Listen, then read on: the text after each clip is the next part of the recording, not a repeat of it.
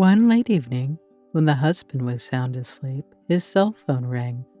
Terrified that the sound would disturb the baby sleeping in the crib next to her, Megan mechanically pressed the answer button, and a woman's voice was heard on the other end. Caught by a flash of jealousy, Megan responded in a slurred whisper, so it was impossible to make out even a woman or a man's voice. Not suspecting a trick, the caller stranger began to complain about how she missed and that she was impatient to see each other again tomorrow. Megan hung up the phone. Tears flowed from her eyes. How could it be? 12 years together. It seemed to her that anyone could be a traitor. But not her own husband, not Clayton. The man snored peacefully by her side, and Megan could not sleep. Finally decided to ask her husband directly in the morning. In the morning at breakfast, Megan put a cup of coffee in front of her husband, sat on a chair next to him, and asked who this woman was who was calling at night and making appointments. Clayton immediately began to assert that it was a business acquaintance who went to an important business trip and flew in at night, so she called. But Megan saw how her husband's eyes began to run, how he froze tensely for a few moments before the answer, as if panicking, thinking what to lie. Several months passed. Suspicious situations no longer arose, and Megan had no evidence of adultery. However, the husband began to go on business trips more often. One day, he was going to leave on the 1st of January.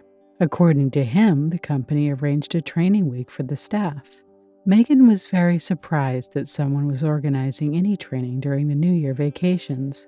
But Clayton shrugged, saying that just exactly this was the most convenient time because customers were resting and the company's employees could get additional training, and in general, it was his chance for a promotion he had dreamed of for so long. Megan did not like the idea. It was too suspicious that her husband could not name either the place where the training would be, nor the program or the course. Anyway, Clayton left for a week despite his wife's suspicions. And in the spring, Megan received a call from her husband's mistress.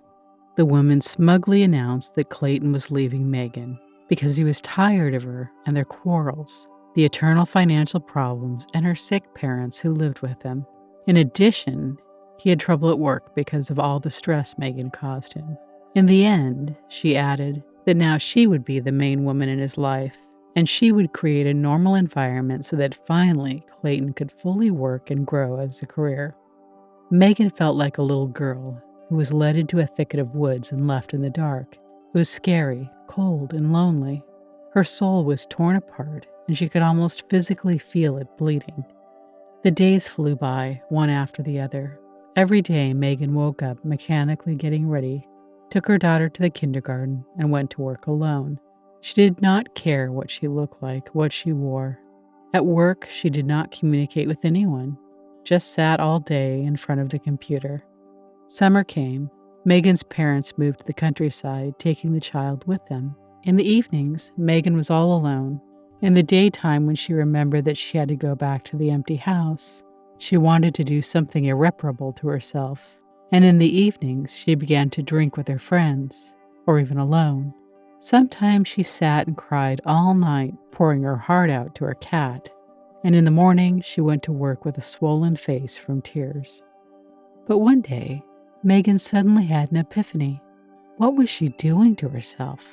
Why destroy herself because of this traitor, who traded his family for more comfortable conditions, and this thief who stole her happiness?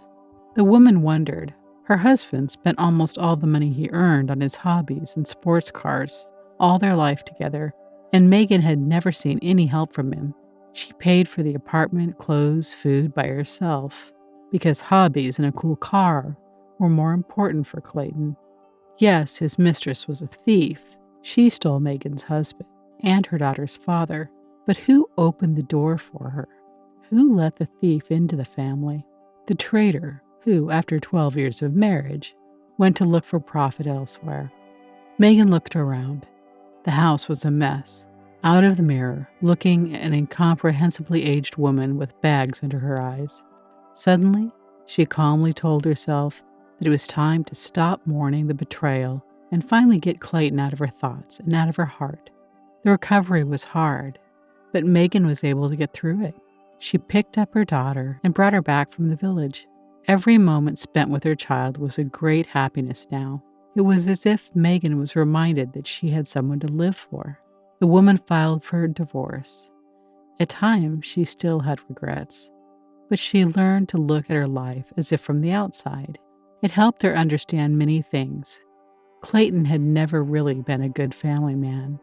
An egoist who lived his life, and his family was just a comfortable place for him to eat, sleep, and watch TV. He and Clayton were not a team. More than a year passed. During this time, Megan saw Clayton only once, from the bus window. He was standing on the sidewalk with some red-headed woman, well and expensively dressed, but clearly already in years. Perhaps she was that mistress who called her. Megan gradually got used to the new life, because tests people are given are for a reason. One day, Megan accidentally met Clayton's sister, Holly. The women have always had a friendly relationship, so now they decided to go into a cafe for a cup of coffee and talk.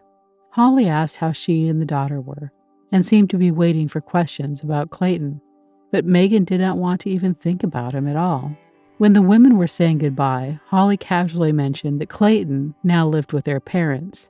She wanted to say something more, but Megan interrupted her, saying that she did not want to hear anything about her ex-husband. It was his life, and he has made his own choice. Soon, Clayton called and asked to meet her.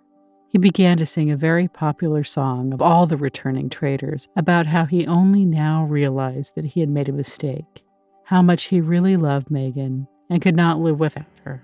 And of course, if it were not for circumstances, he would never have abandoned his dearly loved wife and daughter. And his mistress turned out to be like a real spider, which ruthlessly lured him into her web, took advantage of him and threw him away as if nothing had happened. Maybe it's not good, but Megan felt gloating listening to these words. She just felt that her ex-husband got what he deserved. He chose where it was more profitable and comfortable to live. So now let him keep looking.